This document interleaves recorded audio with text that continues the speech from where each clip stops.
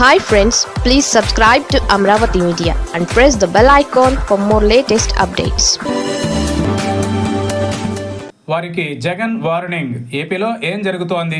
YCP అధినేత YS Jagan దూకుడు పెంచారు. జనంలోకి వెళ్లడమే కాకుండా ప్రభుత్వ నిర్ణయాలు అమలు కాకుండా వార్నింగ్ల మీద వార్నింగ్లు ఇస్తున్నారు. ప్రభుత్వ వైద్య కళాశాలలను ప్రైవేటు పరం చేయడాన్ని జగన్ తప్పుపడుతున్నారు.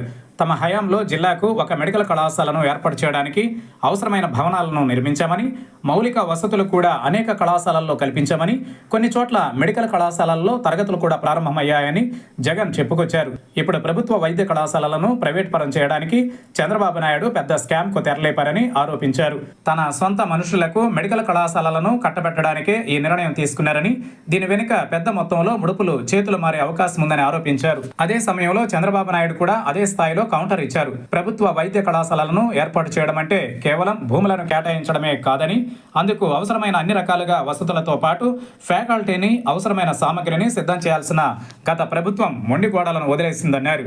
ఇంత భారీ సంఖ్యలో మెడికల్ కళాశాలలను ఏర్పాటు చేసి వాటిని నిర్వహించడం ప్రభుత్వానికి భారంగా మారుతుందని కూటమి నేతలు చెబుతున్నారు.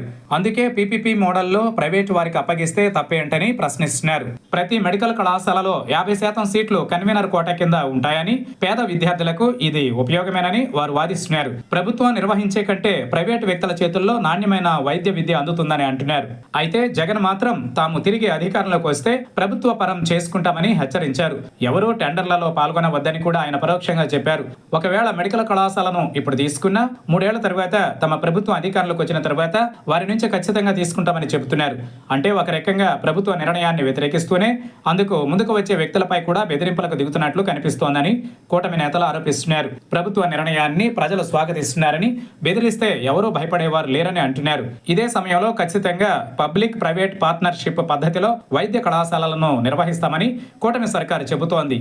మొత్తం మీద ఏపీలో మెడికల్ వార్ మొదలైందని అనుకోవాలి. జగన్ కూడా స్వయంగా ఆందోళనలోకి దిగుతామని హెచ్చరించి ఈ అంశానికి మరింతగా పొలిటికల్ హీట్ పెంచినట్లయింది.